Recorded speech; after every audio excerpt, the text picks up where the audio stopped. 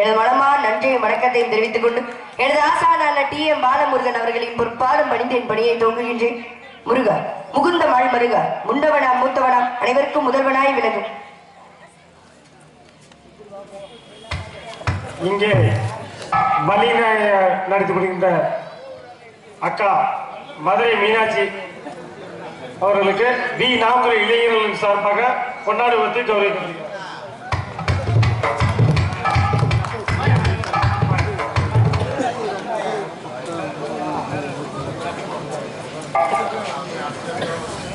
வளம் வரும் இன்னிசைக்கடலில் ஒருவராக விலங்கு வித்வான் பரணி அண்ணன் அவர்களுக்கு வி நான்கு கிராம இளைஞர்கள் சார்பாக கொண்டாடுவதை கௌரவிக்கப்படுகிறது. தோப்பூர் அருகாமையில் உள்ள ஸ்ரீ பரணி அவர்களுக்கு வி நான்கு கிராம இளைஞர்கள் சார்பாக கொண்டாடுவதை கௌரவிக்கப்படுகிறது.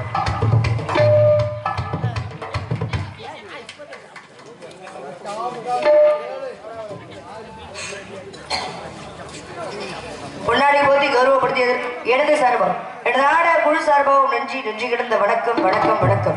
முருகா, முகுந்தமாள் வருகா, முன்னவனா மூத்தவனாம் அனைவருக்கும் முதல்வனாய் விளங்கும் கணபதிக்கு பின்புறவா முருகனே, செந்தில் முதல்வனே, மாயவன் மருகனே, ஒரு கை முகன் தம்பியே, உங்களுடைய இரண்டைக்கால் எப்பொழுதும் மறவாத நம்பியை வாழ் இக்குறிஞ்சிலுள்ள ஒற்றவனுக்கு மகளாய் பிறப்பெடுக்க வைத்தேன். நம்பிக்கை மகளாய் பிறப்பெடுக்க வைத்து நத்தமிழ் மொழியாய் அனைத்து மக்களும் என்னை செல்லமாக ஒவ்வொரு இல்லத்திலும் உள்ளவர்களின் உள்ளத்திலும் வள்ளி வள்ளி வள்ளி என பெயர் பெற செய்து பற்பல வல்லுநர்களிடம் கல்வி வேண்டி கற்றவரிடத்திலும் என்னை பெற்றவரிடத்திலும் சுற்றவரிடத்திலும் பேரும் புகழும் பெற செய்த கந்த பெருமானுக்கு நன்றி சொல்லத்தான் வேண்டும். மேலும் இக்குறிஞ்சிலுள்ள குற்றவனுக்கு மகளாய் பிறப்பெடுக்க வைத்து தத்தி தத்தி தாவி குதித்து விளையாடும் புள்ளை பிராயம் கடந்து துள்ளி தெரியும் வள்ளி பருவத்தில் கூட என்னை யார் நகைக்காத வண்ணம் வள்ளி என பெயருக்கு தகுதார்கள். பெரியவர் முதல் எண்ணில் சிறியவர் வரை யாரையும் பகைக்காத வாழ்வு கொடுத்த வடிவேலவா, உன் பாதம் தொட்டு என் பணியை துவங்குகின்றேன் சுவாமி.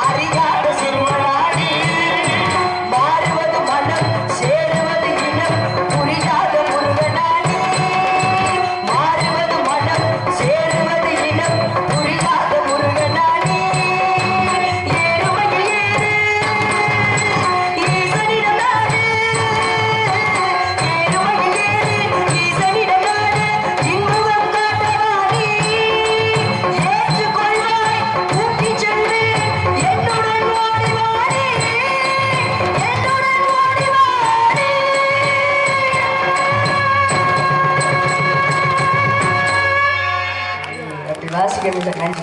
இதனுடைய உள்ளங்களுக்கு நன்றி நன்றி கிடந்த வணக்கம்.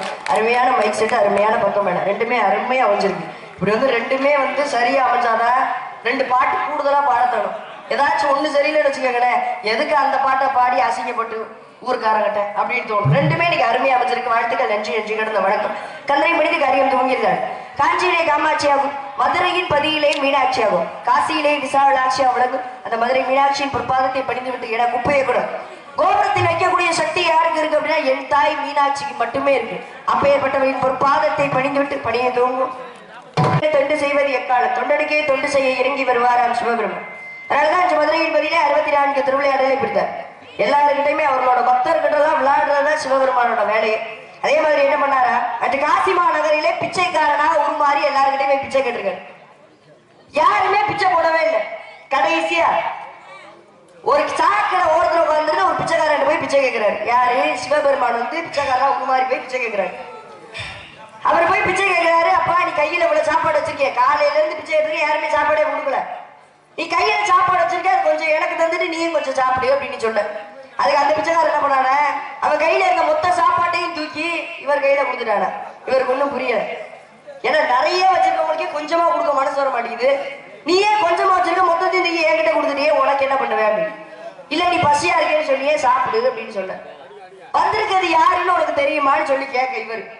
அதுக்கு அவர் சொல்றாரு, வந்திருக்கிறதுல எனக்கு யாருன்னு தெரியும், நீ பசியா இருக்குன்னு சொன்னியே சாப்பிடுப்பான்னு சொல்ல. இல்ல, நீ வந்திருக்கிறது யாருன்னு தெரிஞ்சா ஆச்சரியப்பட்டு போயிருவேன் அப்படின்னு சொல்லு. அட, நீ சாப்பிடியா பசியா இருக்கு நீ என்ன?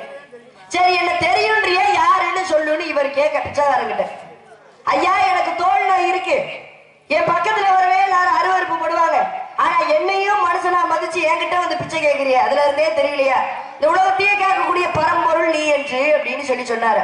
அதனால எதுக்காக சொல்ல வரேன் அப்படின்னா, பக்தர்கள் கூட எல்லாம் விளையாடி அவர் மீது எவ்வளவு பக்தி வச்சிருக்கோம் என்றதை காட்டுறதுக்காக தான் எல்லாருக்கிட்ட. எனக்கு பொதுவாகவே சிவனை கும்பிடுறவங்களாம் சொல்லுவாங்க, சிவனை கும்பிட்டாலே சோதிப்பாரு, கஷ்டம்தான். சோதனையை கொடுத்து சாதனையாளர்களை ஆக்கக்கூடிய மற்ற கடவுள் யார் அப்படின்னா சிவபெருமான் மட்டும்தான். அப்பேற்பட்டவனின் பொற்பாதத்தை படித்து விட்டு பணியை தூங்குவோம்.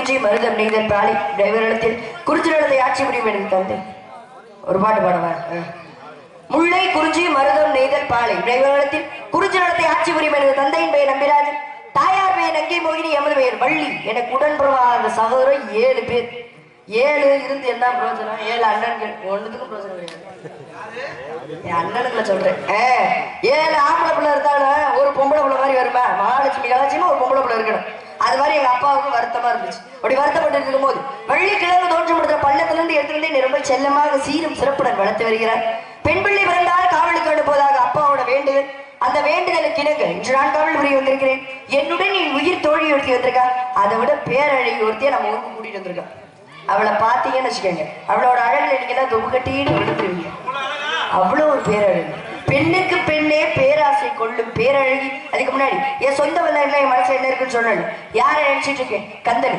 கடம்பனை கார்த்திகேயனை கதிர்வேலனை சண்முகனை சரவணனை முகனை யார் முகனை என்ற பால முருகனை நினைச்சு உருகி கொண்டிருக்கேன் எங்க வருவனான்றாரு காட்சி தருவனான்றாரு இருந்தாள் மனசை எப்படி ஆறுதல் படுத்திக் கொள்றது எம்பெருமான் முருகப்பெருமான் அவரை பத்தி பேசிக்கிட்டு இருக்கும்போது பாடிட்டு இருக்கும்போது இந்த கூட்டத்துல எங்கேயாச்சும் பாப்பார் அப்படின்றதுக்காக அவருக்காக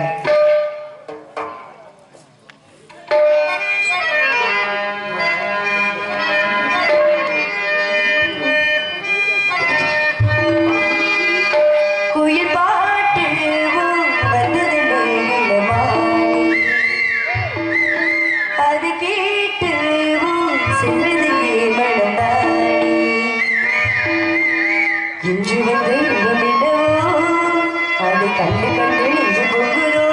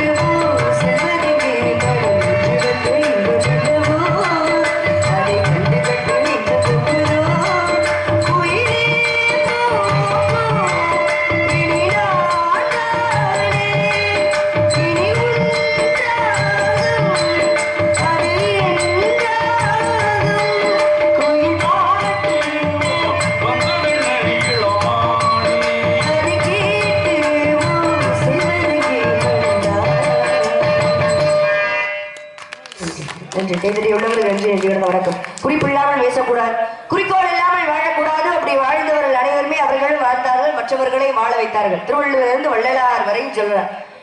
எல்லாரும் வாழ வச்சாங்க. ஆனா வாழ வைக்கிறவங்களே சில புறணி பேசுற உலகம் இருக்கு. அப்படி மாறிடுச்சு, கேவலமான உலகமா மாறிடுச்சு. நல்லதே செஞ்சாலும் கெட்டதுன்னு பேசக்கூடிய காலம். என்ன நல்லது செஞ்சாங்க, யாரு நல்லது செஞ்சா யாருக்கு கெட்டது நடந்துச்சு. வள்ளலார் வாடிய பயிரை கண்ட போதெல்லாம் வடம் வாடினேன்னு வள்ளலார் சொன்னாரு. பயிர் வாழ்ந்ததுக்கே உயிர் வாடி போச்சு அப்படின்னு சொன்ன மனுஷன் மேல வழக்கு போட்ட கேவலமான கீழ்த்தளமான உலகம் இந்த உலகம். என்ன தப்புன்னு சொன்னாங்க, நீ பாடின திருவருட்பா தப்புன்னு சொல்லி பாடுறாங்க.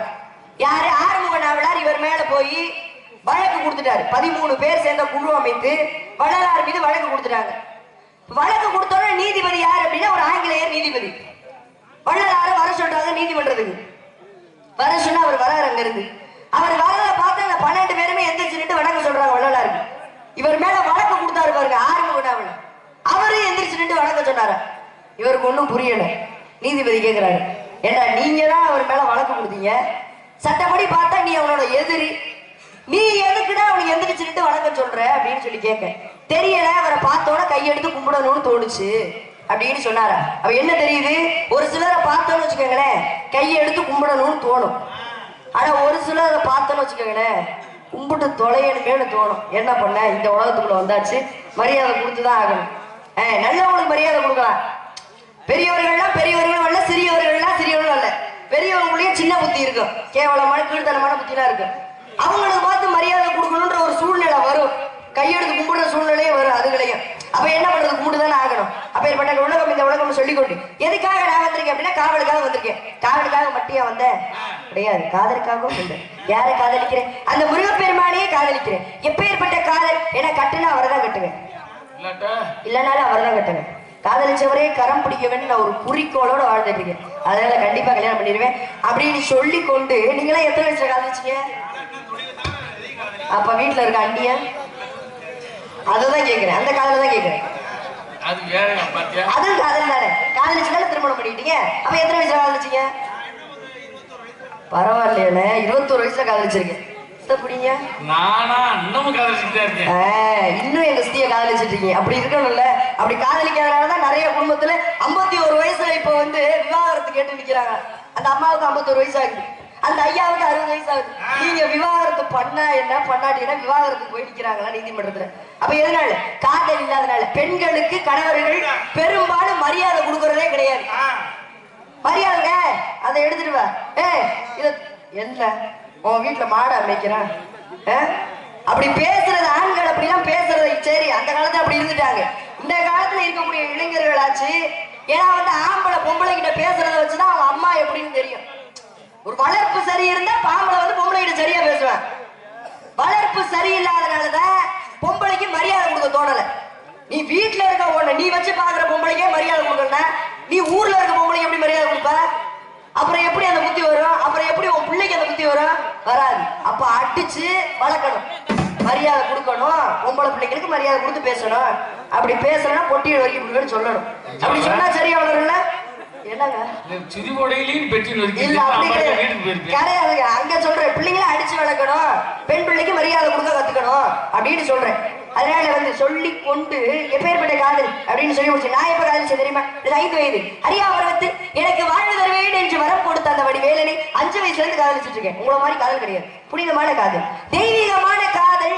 அதனால எப்பேற்பட்ட காதல் சொல்லி முடிச்சுட்டு தோழியை போய் சந்திக்க வேண்டும்.